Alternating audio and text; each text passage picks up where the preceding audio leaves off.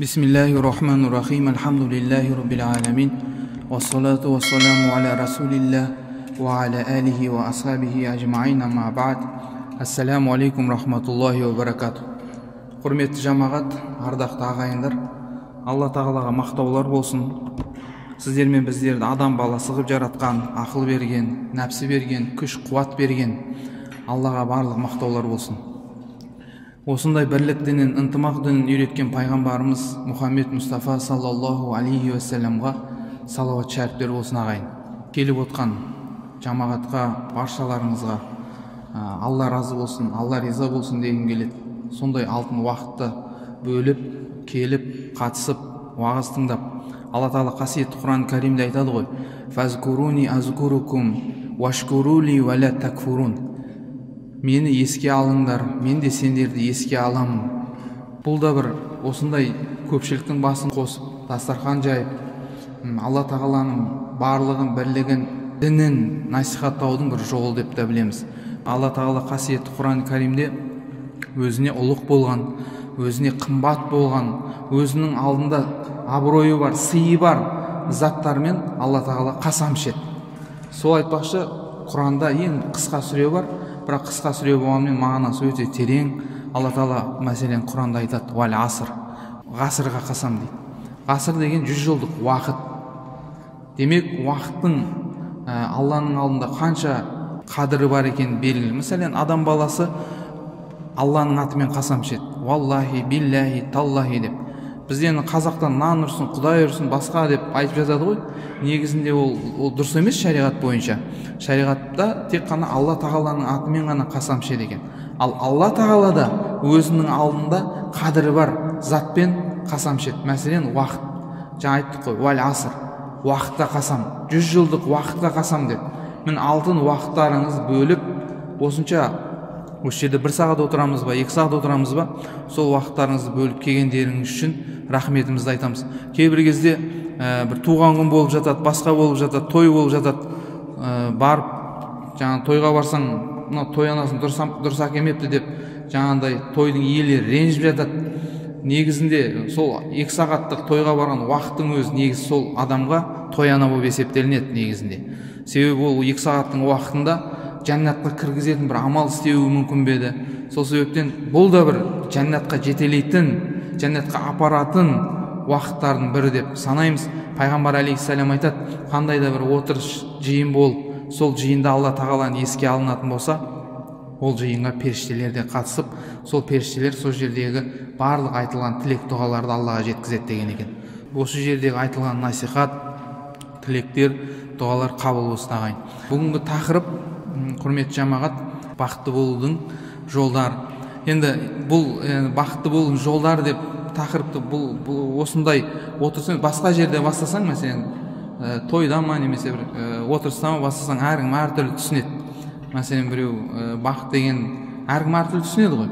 Жаңағыдай сұлу келіншегің болса, қымбат көлігің болса, және де жаңағыдай ақшаң көп болса, дүние жүзінің бәрін шетелді қыдырып жүрсең, сол бақыт деп түсінеді негізінде, білесіздер. Жалпы бақыт деген, білесіздер, ең бірінші бақыт сатымен айтайық. Ең бірінші сатысы бақыттың ең бірінші сатысы Алла Тағаланы тану. Алла Тағаланы білу емес, Алла Тағаланы тану. Бәріміз, көп халық, Қазақстан Республикасында 18 миллион халық болатын болса, оның барлығы Алланың бар екенін біледі. Бірақ танитындары соның көп болса бір 1 миллион шығар. Қараңыздаршы, қандай аз. Тану деген сөзден мақсат. Мәселен, осы Астана қаласының әкімін білесіздер, Алтай Кульгинов екенін білесіздер ғой, бірақ танымайды көбісі. Мен танимын, мәселен. Осы жерде 1-2 кісілер танитынша, бірақ көбісі танымайды. Дәл сол сияқты Алла Тағаланың да адамдардың бар екенін көбісі біледі, бірақ Алла Тағаланы танымайды. Демек, бақытты болудың ең бірінші жолы не екен? Алла Тағаланы тану екен. Енді қалай танимыз оны? Тілек айтқан кезде де, бата жасаған кезде де, үлкен келіндер қайнағаларына келін сәлем салса да, бақытты бол деп жатады, дұрыс па? Солардың бәрін бақытты болу үшін өзінің жолы бар ғой. Қалай бақытқа жетеді адам, қалай бақытқа кенеледі? Соның ең біріншісі Алла тағаланы тану деді. Енді қалай танимыз? Исламда да ғұламалар бөліп қойған, білесіздер. Ислам ілімі 3 ілімнен тұрады. Соның ең біріншісі не деді? Ең біріншісі не деді? Кім біледі? Ең біріншісі Алла тағаланы танытатын ілім. Енді оны ілім саласындағы өзінің ғасырында өмір сүргендер әртүрлі айтып өткен. Бір ғалымдар ақида ілімі десе, бір ғалымдар таухид ілімі деді, бір ғалымдар фиқул акбар деді, ілімнің ең үлкені болғандықтан. Сол себептен Алла тағаланы тану, енді Құранға сүйенетін болсақ, Алла тағала қасиетті Құран Кәрімде өзінің аяттарында айтады, сендерге Алла тағала түнді жаратты дем алу үшін дейді, күндізді жаратты нафақаларыңды тауып өмір сүру үшін дейді. Міне осыдан біздің дәлелдеріміз бар деп Алла тағала Құранда айтып жатады. Мәселен, өзінің бар екендігінің, бір екендігін. Енді адамдар көп нәрседе біз өзіміз жан-жаққа қарайтын болсақ, Алла тағаланың бар екенін, бір екенін біле береміз, тани береміз. Бірақ дегенімен Алла тағаланың өзіне байланысты танудың өзінің шарттары бар. Мәселен, ең бірінші тану, өзі біздің имам Азам Абу Ханифа айтады, Алла тағаланы тану, Алла тағалаға иман келтіру, ол тілмен айтып, жүрекпен бекіту дейді. Алла тағаланы тану. Иман. Ал енді оған тереңірек кіре беретін болсаң, иманның шарттары бар. Иман дегеніміз не деген кезде, мынау білесіздер ғой, хадисі Жәбірейіл періште келіп пайғамбарымызға сұрақ жауап қылып айтқан хадисті білесіздер. Сол кезде пайғамбарымызға Жәбірейіл келіп не деп сұрақ қойды? Ей Мұхаммед, ахбирни алал иман. Иман жайлы маған хабар берші деді. Сол кезде пайғамбарымыз не деді? Иман дегеніміз ол Алла тағалаға иман келтіру, оның періштелеріне, оның кітаптарына, оның пайғамбарларына, жақсылық жамандық Алладан екендігіне, ақырет күніне, өлгеннен кейін қайтып тірілуге деген сияқты сөздерді айтты. Сонда Жәбірейіл алейхиссалам не деді? Садақта, рас айтасың деді. Демек, бұны біз, мәселен, иман мәселесіне келетін болсақ, біз ұйқымыздан тұрған кезде иманның шарттарын жатқа айтып тұруымыз керек, сақылдап. Иман деген не деген кезде? Иман деген Аллаға сену, оның періштелеріне, оның кітаптарына, оның пайғамбарларына, жақсылық жамандық Алладан екендігіне, тағдырға, өлгеннен кейін қайтып тірілуге. Міне осы 7 шартты біз жатқа жүрген кезде, тұрған кезде айтып жүруіміз керек. Балдарымызға, бәліктеріңіз перзент өсіріп жатсыздар, міне осы Алла тағаланы дұрыс танымағандықтан, жарайды, жаңағы 18 миллион халықтың біз 1 миллион Алла тағаланы таниды дедік те, қалғандар Алланы біледі дедік. Енді қараңыздар, 1 миллион білетін халықтың өзі Алла тағаланы тануда қазір адасып жүр. Біреу Алла тағала аспанда дейді, біреулер аспанда отыр дейді, біреулер Алланың жүзі бар, қолы бар. Алла тағала сондай сындағып жатқан неше түрлі діндегі, әсіресе осы ислам дініндегі қаншама адасып жүрген мұсылмандарымыз бар. Демек, Алла тағаланы танудың өзінде өзінің жолдары, өзінің шарттары бар. Ең бірінші бақыттың жолы не дедік? Алла тағаланы тану. Оның ішінде дұрыс тану. Енді перзент бала өсіріп жатсыздар. Балаңызға Алла бар екенін білдіресіздер, бірақ ары қарап үйретпейсіздер. Ертең балдарыңыз өседі, 11 класты бітіреді. Сөйткеннен кейін енді біреулер, мәселен, шалғайда жатқан ауылдағы балдар Астанаға келіп оқиды. Немесе Астанадағы ағалардың, үлкен кісілердің балдары шетелге барып оқиды. Сол кезде Алласын дұрыс танымаған адам, Алласын дұрыс танымаған бала сол жердегі неше түрлі ағымдардың ықпалына түсіп қалуы мүмкін. Енді қараңыздаршы, өз Құдайын дұрыс танымайды. Рух, білесіздер, қараңыздар, адам баласы 2 нәрседен жаралған. Біріншісі дене, екіншісі рух. Дененің азығы, міне қазір тамақ жеп жатырмыз, су ішеміз, спортпен айналысамыз. Ол дененің азығы. Ал рухтың азығы насихат, Алла тағаланы тану, Алла тағаланы іздеу. Ол сіз қаласаңыз да, қаламасаңыз да, рухыңыз оны іздеп тұрады. Енді ертең оқуға баламыз барған кезде, оның рухы жаңағындай азық іздеген кезде, сондай бір жат пиғылды ағымдағы адамдардың ықпалына түспеуі керек. Сол себептен шариғатта ата-ананың міндеттерінің бірі тәрбие беру дейді ғой. Сол тәрбие берген кезде ең бірінші Алла тағаланы танып тастау керек екен.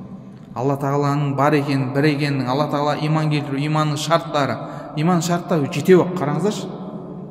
Бұл жетеу, бұл ауызша жаттап алуымызға болады. Біріншісі не деді? Аллаға иман келтіру. Екіншісі періштелеріне иман. Үшіншісі кітаптарына. Төртіншісі пайғамбарларына. Бесіншісі жақсылық жамандық Алладан екен. Алтыншысы тағдырға. Жетіншісі өлгеннен кейін қайта тірілуге. Осы 7 шартты жаттап алсақ, бұл 7 шартқа, осы 7 шартқа иман келтірген, сенбеген адам ол толық мұсылман емес ол. Ал енді осыны білмеген адам ертең Құдайын дұрыс танымаған адам болып есептелінеді. Ертең Алланың дұрыс танымағандықтан неше түрлі ағымдарында, бұл мен басқа дін жағын айтып жатқан жоқ, ислам дінінің өзінде неше түрлі жат пиғылды адамдардың ықпалына кетіп қалуы мүмкін. Сол себепті ең бірінші не екен? Алла тағалаға иман келтіру. Енді оны ары қарап тереңге беретін болсақ, Алла тағаланың өзіне міндетті болған, уажип болған, міндетті болған 14 сипаты бар. Алла тағаланың 99 есім сипаты бар дейміз ғой, дұрыс па? Соның уажип болған, Аллаға міндет болған 14 сипаты бар. 14 сипаты бар. Оны да біз жаттап алып, үйде отырған кезде, шай ішкен кезде балдарымызға өзіміз айтып беріп, одан сұрап, өзіміз айтып беріп, оны күнде қайталап сұрай бермесек, ол естен шығып кетуі мүмкін. Ал енді жас кезінде балдарымызға өзіміз үйретіп тастайтын болсақ, ертең ол өскеннен кейін ешқандай да діни теріс ағымға түспейді. Былайша айтқан кезде, қазіргі заманауи тілмен айтқан кезде, біз баламызға антивирус орнатуымыз керек қой. Ертең шетелге оқуға барса, жат пиғылды адам келіп, өзінің насихатын жасаған кезде антивирус шиқылдайды, вирус кіріп жатыр деп. Мен сондай кезде біз балдарымыз 14 сипат Алла тағаланы кім біледі осы жерде? Жатқа білетін бар ма адам? Бір оқиға болды. Абдығаппар ұстаздарды білесіздер ғой? Абсаттар деген ағамыз дүниеден өткен кезде, Алла рахматын алсын о кісіні, Қарағандыдан бір кісілер келіп, жолдас жігіттер. Сонымен ол кісілерді бір кісілерге мен айттым, намазхан кісілерге. Апарып қайтайық, машинеңізбен, көлігі жақсы еді. Сонда бір жақсы көлікпен апарып қайтайық. Құрмет қой енді, сонда құрмет көрсетіп апарып қайтайық деп Шымкенттен Сарыағашқа апарып жолда кетіп бара жатқан кезде жаңа кісілерге, көліктің иесіне сұрақ қойды. Жаңа Қарағандыдан келген кісі. Қанша уақыттан бері намаз оқисыз деді. 10 жыл болды деді, мақтанып. 10 жылдан бері намаз оқимын деді. Иманның шарттарын айтыңызшы деді. Жаңа иманның 7 шартын айтыңызшы деді. Сөйткен еді, жаңа иманның 7 шартын айтамай қалды ана кісі. Содан ана жерде келген, жаңа менің досым ғой, енді ол кісі айтады маған, Құдайдың алдында жауаптысыз дейді маған. Мына кісілер қасыңызда қанша болды жүргеніне? Неше жыл болды? Мен ол кезде Жезқазғаннан енді барған уақытым көп болған жоқ, 5-6 ай болды дедім. 5-6 айға сіз ертең Алланың алдында жауап бересіз. Неге иманның шарттарын үйретпейсіз? Себебі имамбыз ғой. Имам, білесіздер, өзінің білгенін не істеу керек? Жұртқа насихат ету керек, үйрету керек. Бұл да бір осы дастарханда, осы жерде жиналуымызда сіздерге Алланың бізге аманат етіп қалдырып кеткен дінін, исламды жеткізу. Сол жерде ана кісі ренжіп маған, сөйтіп ана кісі да ұялды, 10 жыл мақтанып намаз оқыдым деген бәрін, сенің иманның 7 шартын білмесең бір тиын деп ана жерде біраз сөз болды негізінде. Сол айтпақшы, Аллаға құлшылық етеміз ба, ғибадат етеміз ба? Ең бірінші Алланы тануды үйренуіміз керек. Және оны дұрыс тануды сараптаудан өткен өз Қазақстан мұсылмандар діни басқармасы жаңғыз құрылым, осы елбасы Қазақстан Республикасы тұңғыш президенті сенім артқан, қазіргі президентіміз сенім артқан құрылым, ол Қазақстан мұсылмандар діни басқармасы ғана. Осы Қазақстан мұсылмандар діни басқармасының сараптауынан өткен ұстаздардың, имамдардың білімін алу, солардан үйрену, ол халықтың міндеті. Ал енді ол келген кезде сіздерге үйретпей қойса, ол ертең ақыретте өз жауап береді. Алла тағала бір періштелерге әмір қылыпты, бұйырыпты. Мына ауылды барып, барлық адамдарды қиратыңдар деп, өлтіріңдер деп. Періштелер келіп, дәл ауылдың ортасынан түсіп, енді қиратайын деп біреудің үйіне келсе, Құран оқып отыр дейді жаңа бір үйде. Сөйтіп қайтадан періштелер Алла тағала, Раббым деп жалбарынып, ана жерде барып қиратайын десек, бір адам сенің кәләміңді, Құраныңды оқып отыр ғой, дәл сол адамнан бастаңдар деген екен. Неге?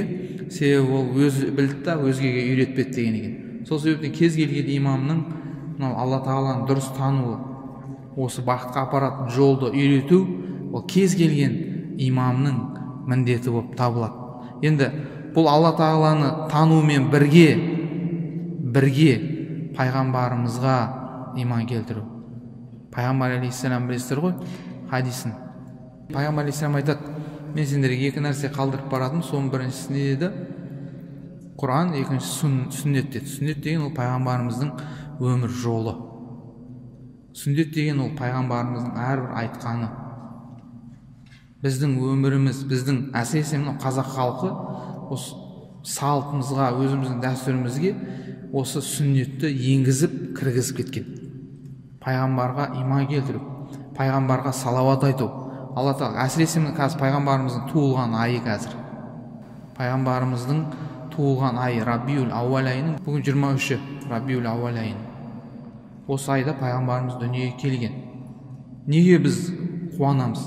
Себебі пайғамбардың уақытында адамдар ақылына келген күнәні істейтін болған. Ақылымыз не келеді?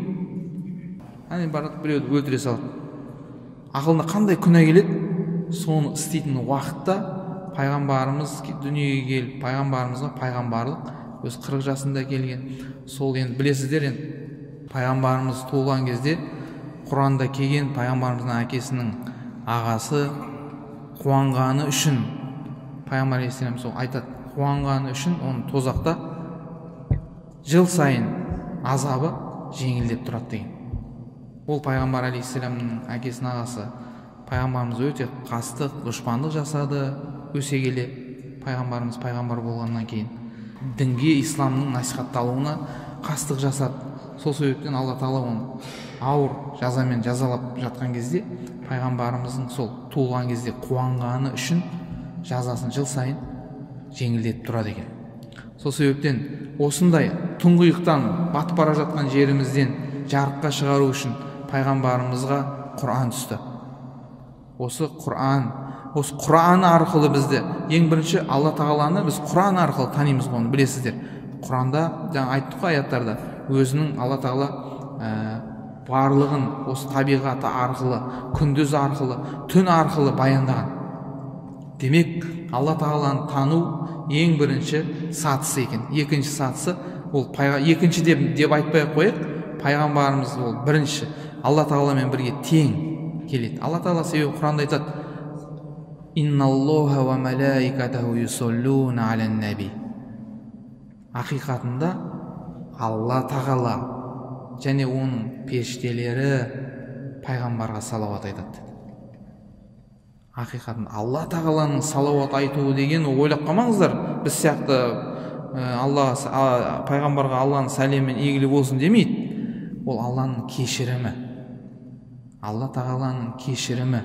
Салауаты деген ол пайғамбарға деген кешірім. Періштелердің салауат айтуы ол Алла тағаланың шапағаты, пайғамбар алейхиссаламның шапағат ету. Демек, құрметті жамағат, ардақты ағайындар, бұл ең бірінші бақытты болудың жолдары, ең біріншісі не екен? Алла тағаланы тану, пайғамбарға иман келтіру. Одан кейінгі сатысы ата-анаға құрмет. Алла тағала қасиетті Құран кәрімде айтып отыр: Алла тағаланың бұйрығын орындаңдар және ата-аналарыңа құрмет көрсетіңдер дейді. Пайғамбарымыз айтады: Ризауллаху ризау валидей, азауллаху азау валидей.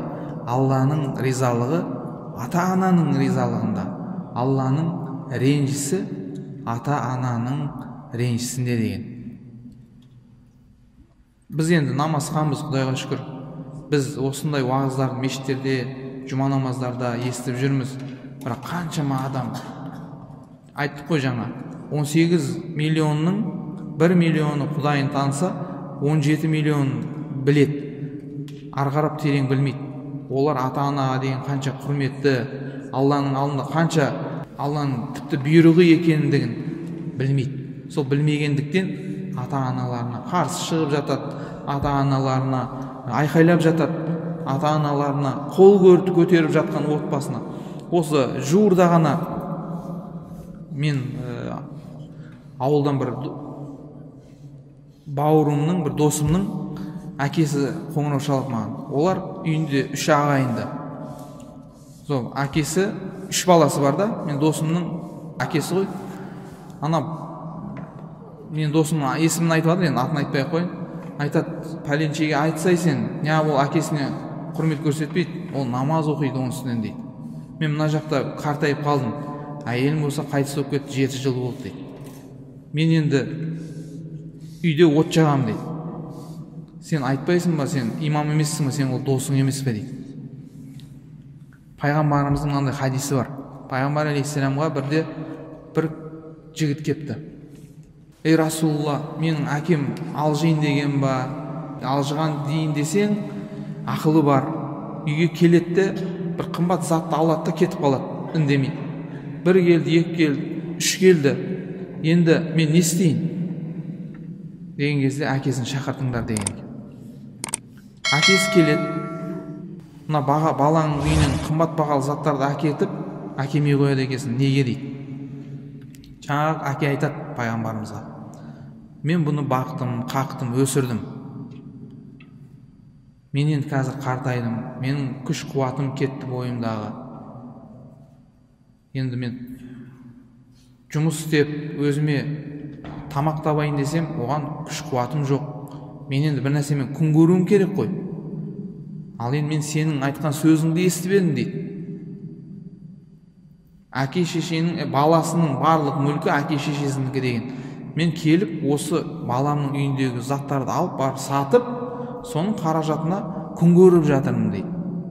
Сонда пайғамбарымыз жаңағы балаға ашумен қарап, ренжіп, пайғамбар жаңағы баланың желкесінен ұстап: сен де, сенің балаларың да, сенің барлық тапқан дүниең де әкеңдікісін.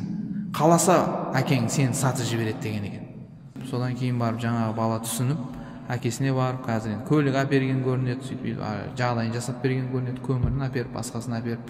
Бірақ дегенмен әлі қолын алмапты. Қолын алмағаннан кейін бір өзі тұрған үлкен кісіге өте қиын болады. Сол себептен пайғамбарым тағы да мынандай бір хадисі бар: әке шешесі бола тұра жәннатқа кіре алмайтын адамдарға таңым бар дейді. Таңым бар деген сөзден мақсат, соның әке шешесіне қызмет істеп, соның батасын алып, жәннатқа кіре алмайтын адамдарға таңым бар дейді. Тағы да бір пайғамбарымның хадисі бар, білесіздер, әл-жәннатул тахтил ақдаму амуаликум, жәннат аналардың табанында дейді. Пайғамбарымызға тағы да бірде бір кісі кеп: ей Расулалла, егер де біздің ата-анамыз ұрлық жасаса, зина жасаса, біз ата-анамыздың айтқанын істеуге міндеттіміз бе дейді. Пайғамбарымыз: әрине міндеттісің. Екінші рет қояды сұрақты. Пайғамбарымыз: әрине міндеттісің дейді. Үшінші рет қояды. Үшіншісінде пайғамбарымыз ашуланып: ей мұрның топыраққа батқыр, сенің әке-шешең ұрлық жасаса да, зина жасаса да айтқанын істеуге міндеттісің. Себебі оның ұрлық жасағанына, зина жасағанына есеп алатын құдірет басқа, ал сенің міндетің перзенттік хаққы деген екен. Сол себептен жаңағы бақытты болудың жолдарының бірінші не дедік? Алла тағаланы дұрыс тану, мешіттерден келіп, сараптаудан өткен ұстаздардан, имамдардан дәріс алу, пайғамбарымызға иман келтіру. Одан кейінгісі не дедік? Ата-анаға құрмет көрсету. Оны Алла тағала Құранда бұйрық қылып қойған. Ата-ана туралы айта берсек, хадистер көп. Анау жәннат Каабаға, Меккеге апарып келген сахаба туралы да сондай-сондай рояттарды естіп жүрсіздер. Бірақ дегенмен ата-ананың орны бөлек. Қаншама отбасылар өзінің бас пайдасын ойлап, немесе келіншегінің, әйелінің айтқанынан шығамай, ата-анасына өзіне қарсы қойып отқан қаншама бауырларымыз бар. Сол бауырларымызға Алла хидаят берсін. Енді мынау тағы да бір соңғы мына бір хадисім бар. Сол хадисті түсіндіріп, осы насихаттың соңына жетсек иншалла. Пайғамбарымыз мынандай бір хадисі бар. Пайғамбар алейхиссалам айтады: адам баласы кемел бақытқа жету үшін оның 4 нәрсесі жақсы болу керек дейді. Ең біріншісі, ер адам болатын болса, әйел жақсы болу керек дейді. Әйел тақуа болу керек. Екіншісі, астында көлігі жақсы болу керек. Үшіншісі, баспанасы болу керек. Төртіншісі, көршісі жақсы болу керек. Пайғамбарымыз айтады, осы 4 нәрсесі, кемел бақытқа жету үшін осы 4 нәрсесі жақсы болу керек. Сонда сахабалар, әйел қандай болу керек, жақсы болу керек деген кезде пайғамбар алейхиссалам: сен келіншегіңді көрген кезде сенің жүзіңе күлкі ұялататын, сенің айтқаныңнан қарсы шықпайтын, әрдайым айтқаныңда жүретін әйел деген екен. Сол себептен құрметті жамағат, қараңыздар, енді әйеліңіз жаман болса не болады? Күнде миыңды ашып жатса шаршайсың ғой. Кейбір әйелдер жақсақ болғысы керек, бірақ дінді білмейді. Дінді үйренсе мүмкін жақсы болып кететін бе? Бізде мына жерде әйелдерге де сабақ беретін Қарлаш деген ұстазымыз бар. 200-ден астам әйел кісі шәкірті бар. Қаншама әжелеріміз жүр, қаншама қарындастарымыз жүр сабақ алып. Олар ертең күйеуінің ризалығын тауып жәннатқа кіреді деген хадистерді біледі, үйренеді. Ертең күйеуіне жақсы қарым-қатынаста болады. Сол себептен егерде келіншектеріңіз, әйелдеріңіз болатын болса, біздің Қарлаш ұстазымызға алып келулеріңізге де болады. Демек, ең бірінші бақытқа адам, ер азаматын жету үшін әйел жақсы болу керек. Екіншісі, көлік. Қазір көлік, бұрын ат түйе еді ғой, қазір енді нешеде машине. Енді қазір көлігіңді бір жерде сынып қалып, қақыраған суықта жатса, сол бақытты ба? Әрине бақыт емес. Көлігің жаңа болса, әдем болса, биік болса, ол да жақсы. Ол да бір бақыт. Одан кейінгісі үйің тар болса, сыймайсың. Бір балашағың ана бұрышта, бір балашағың мына бұрышта, өзің мына бұрышта жатсаң, ол бақыт па? Әрине ол бақыт емес. Үйің кең болса да, ол да бір бақыт екен.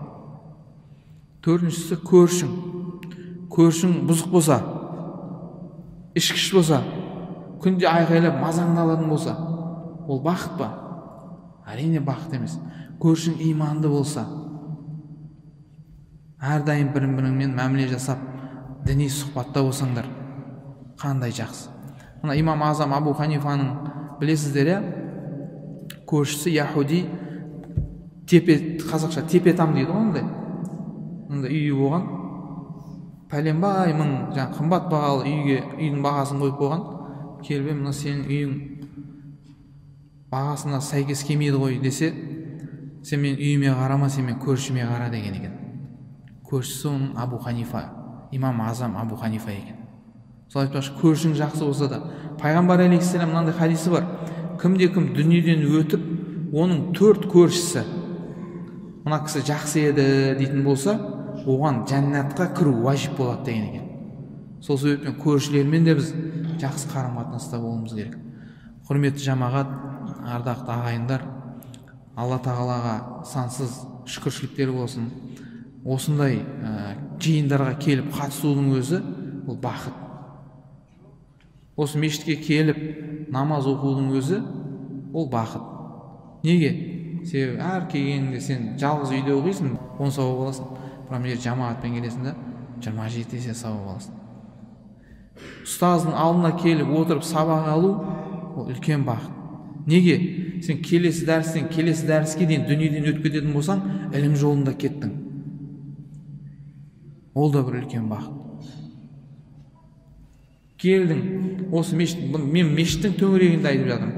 Мешіттің төңірегінде. Мешіт, пайғамбар алейхиссалам айтады: әл-масаджиду буютуллахи фил ард. Мешіттер жер бетіндегі, ол Алланың үйлері деген. Демек, бұл Алланың үйіне келіп, әрбір, енді кейбір кезде Алланың үйіне келіп, кейбір кісілер артық нәрселер істеп жатады. Жаңағындай, істеме деген нәрсені істейді, айтпа деген нәрсені айтады. Ол да бір имамдарға, қазіргі заманның имамдарына берген бір сын шығар. Соларға жауап ретінде дайындалып, кітап қарап, неше түрлі имамдар қазір дайындалады, оны білесіздер. Ол мен жасырып айтпаймыз, ол неше түрлі теріс ағымдағылар келеді. Анау бір нәрсе, мына бүйтпе десең дәлелің бар ма дейді. Анау бидағат, анау харам деген сияқты сөздерді айтады. Дегенмен имамдар шыңдалып, оларға жауап беріп, кітабын қарап, шаң басып жатқан кітаптарын ақтарып, соларға жауап іздейді. Бұл да бір бақыт. Алла Тағала біздің бақытты күндерімізді көп қылсын. Алла Тағала біздің елімізге, халқымызға бақытты күндерді нәсіп етсін.